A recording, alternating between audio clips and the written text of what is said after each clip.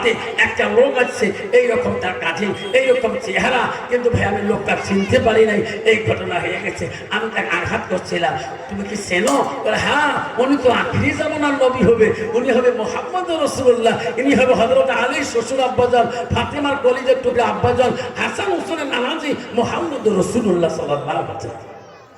লোকটা বলল ভাই আমার দলিল দিতে পারবা? তুই তো এক নম্বরে জাহান্নামী।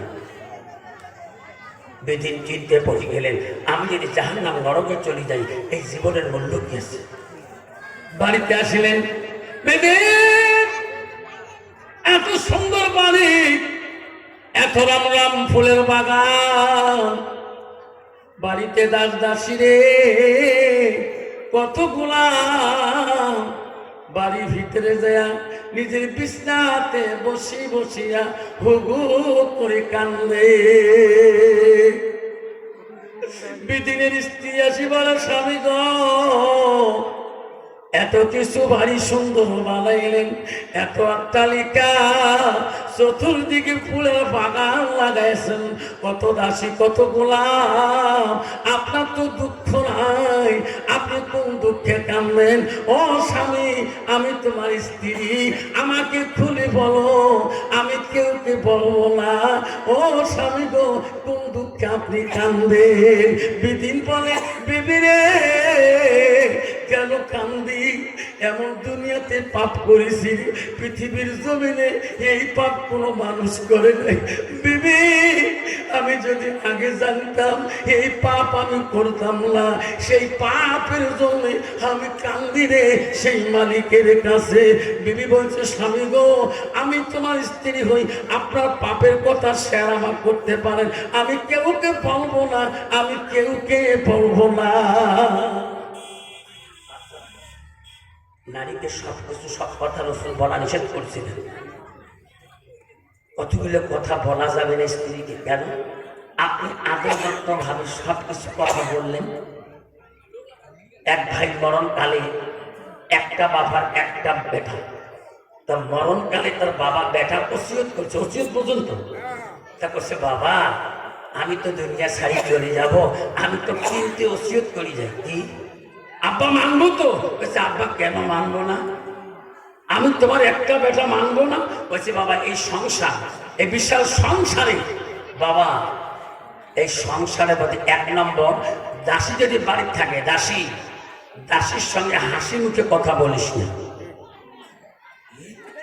দাসীর সঙ্গে হাসি মুখে কথা বলিস না। আবার দুই নম্বর নিজের স্ত্রীকে নিজের গোপন কথা কোনোদিন খুলি বলবি না।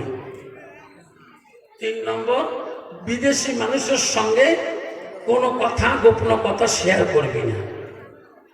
বাবা তো মরে গেল, কিছুদিন পরে হঠাৎ একদিন আসি দেখে বাড়ির দিবি নাই, দাসী বাড়ির মধ্যে কাজ করি আছে, বাড়ির মালিক আসি বলল রে বাবা করছি যে দাসীর সঙ্গে হাসি মুখে কথা বলিস না, আজকে একটু দাসীর সঙ্গে হাসি কথা বলি, যে বাবার ওসিয়তটা ঠিক হয় কিনা।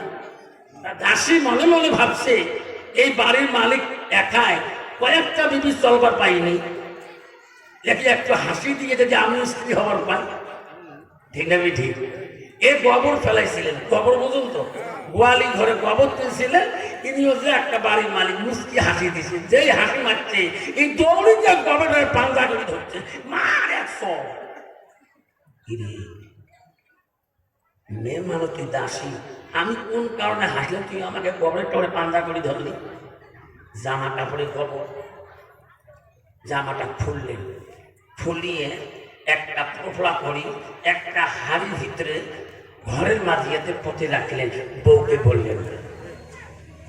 এতে হঠাৎ করে দিবি প্রায় 2-3 মাস হয়ে গেল, বিবি একটা কথা বলিতে কাউকে বলবি? না না আপনি আমার স্বামী হন, আমি কি তোমার কথা কাউকে বলতে পারি?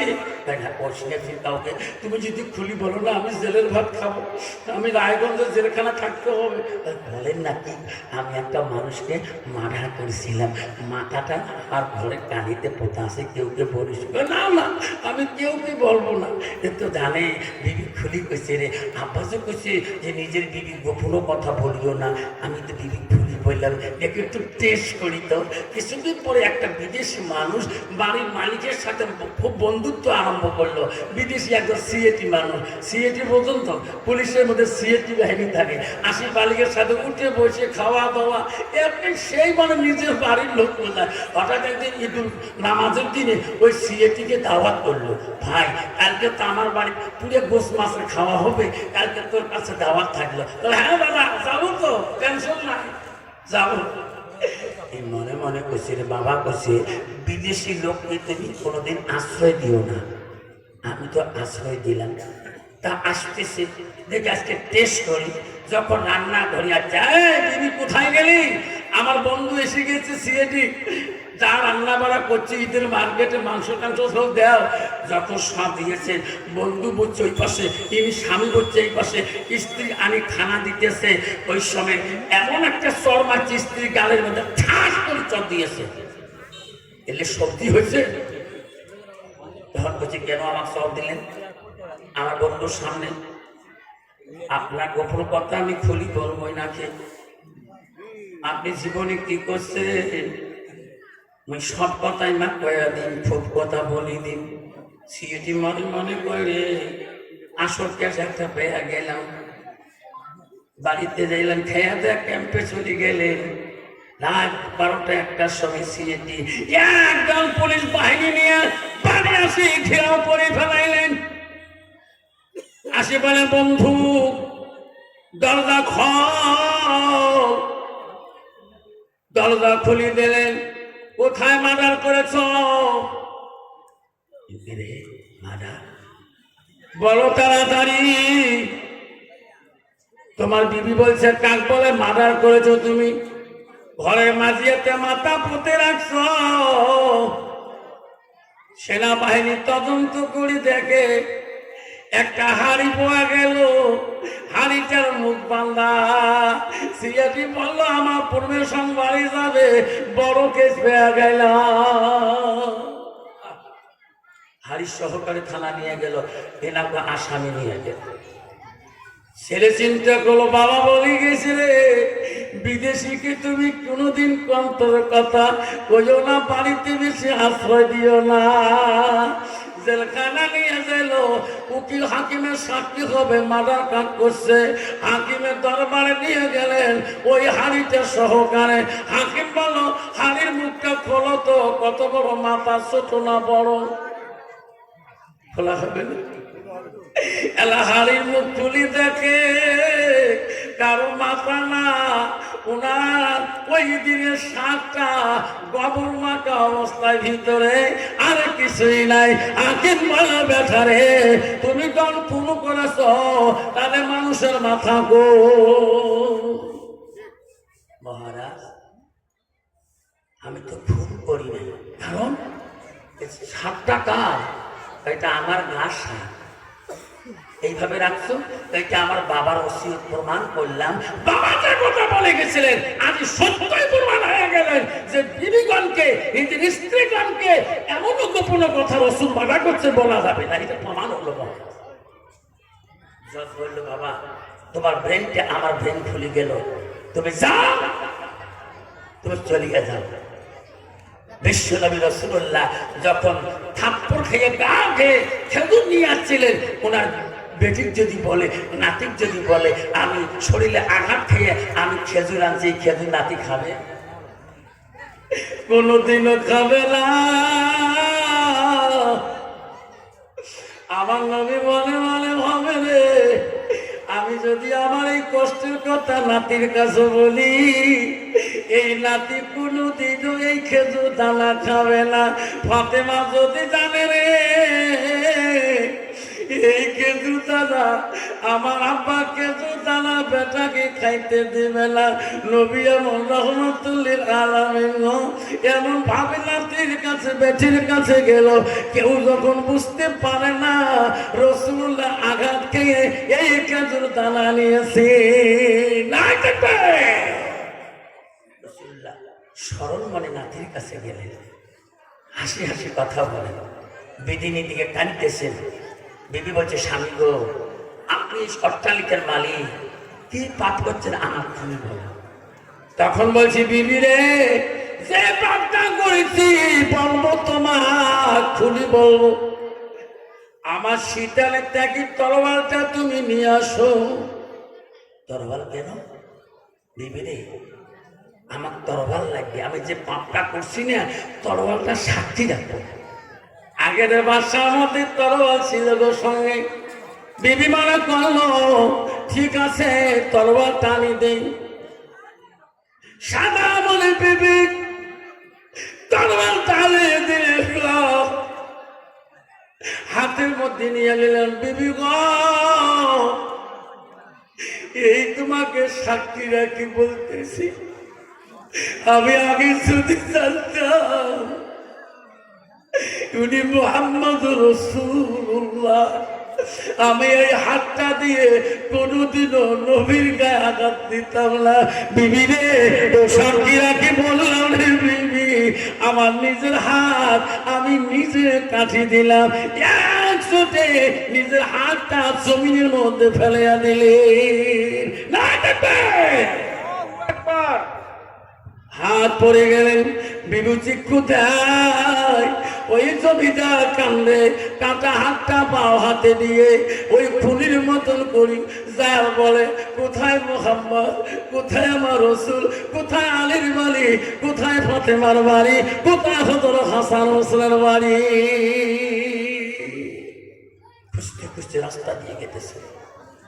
মানুষ দেখি বলছি আল্লাহ, নিজের হাত কাটিয়ে রক্ত রক্ত করে যেতেছে কেন? আগে বলে ভাই রে কোথায় গেলে মুহাম্মদ দেখে পাবো রে ভাই। আমার নবী কেমন নবী ছিল, রহমাতুল লিল আলামিন। নাতিকে খেজুর দানা দিয়া আমার নবী খেলা দিতেছে।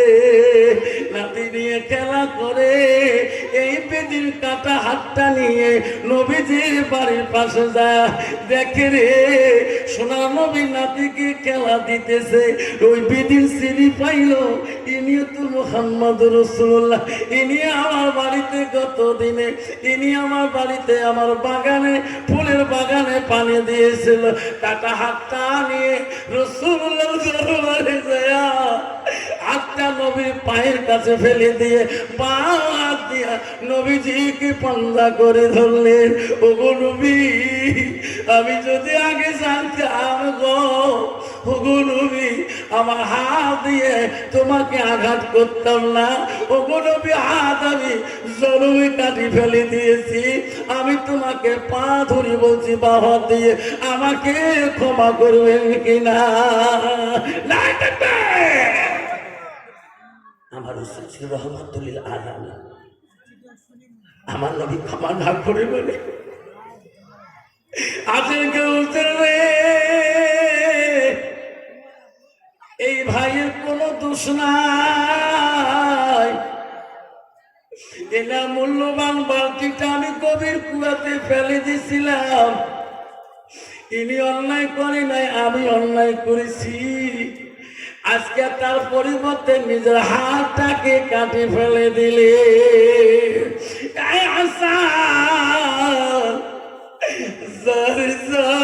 ঘরে থেকে একটা কাপড়ের টুকরা নিয়ে আস। দুনো ভাই একটা কাপড়ের টুকরা নিয়ে আসেন, নবীজির হাতে তুলে দিলেন। নবীজি হাতটাকে আবার জোড়া লাগিয়ে দিয়ে বাউ দিয়া আমার রাসূলুল্লাহ ফুক মুবারক বিসমিল্লাহ বলি যখনই ফুক দিলেন হাত খোলার সাথে সাথে দেখে আগে যেমন হাত ছিল গো অমনি আল্লাহ বানিয়ে দিয়েছে। জোরে বলুন সুবহানাল্লাহ। হাবারে নবীজির ভালোবাসা অন্তরে রাখলেন বাবা। আমার নবী আমাকে কোনোদিন সারি জান্নাতে যাবে না। আমার বোনের আমারা শুনে রাখো মা, বিশ্ব নবী রাসূলুল্লাহ বাড়ির দিকে আসি দেখে আর সব বিবিরা খুব আনন্দে কাজে ব্যস্ত হয়ে আছে। একজন বিবি বিবি কোনো কাজ করছে না। নবী বলে, ও আয়েশা রে, সবাই কাজে কাজে কাজ করে আছে, সবাই কাজে ব্যস্ত। আয়েশা তুমি কেন কাজ করো না? তুমি একাই কেন বসে আছো? আয়েশা আম্মাজান বলছে, নবী গো, আপনি সত্যি বলেছেন গো নবী, আমি আয়েশা সকাল থেকে একটা বাড়িরও কাজ করি নাই। কেন করলি না? আয়েশা রে, এই বাড়ির সব নারীদের অধিকার আছে সমান কাজ দেখা, সমান কাজ করা। আগরকে আয়েশা বলছি, ওগো নবী, ওগো নবী, আমি আয়েশা মিথ্যা বলবো না। আজকের যে বাড়ির কাজ আছে কিছু বাকি, আমি তোমার কাছে খুঁজি নিয়ে কাজ করবো। যেরকম সুবহানাল্লাহ। নবী বলছে, আয়েশা আমার কাছে কি কাজ খুঁজে নিয়ে করবা? বাড়ির তো বহুত কাজ। না না নবী গো, আমি সেই কাজ খুঁজে নিয়ে করবো না। আমার নবী, আমার আয়েশার মনটা চায় আমার হাত দুইটা দিয়ে আমি তোমাকে গোসল করে দিতে চাই। নবী গো, আপনি যদি পারমিশন দেন, আমি আয়েশা তোমাকে নিজ হাতে গোসল করিয়া দেব। নবী বলছে, আয়েশা রে, আমাকে তুমি গোসল করে দিলে তুমি কি খুশি হবা? ওগো নবী, আপনি অর্ডার দিলে আমি খুশি হয়ে যাব। আপনার পারমিশন ছাড়া আমি তোমাকে গোসল করে দিতে পারি না। যেরকম সুবহানাল্লাহ। বর্তমান যুগের নারী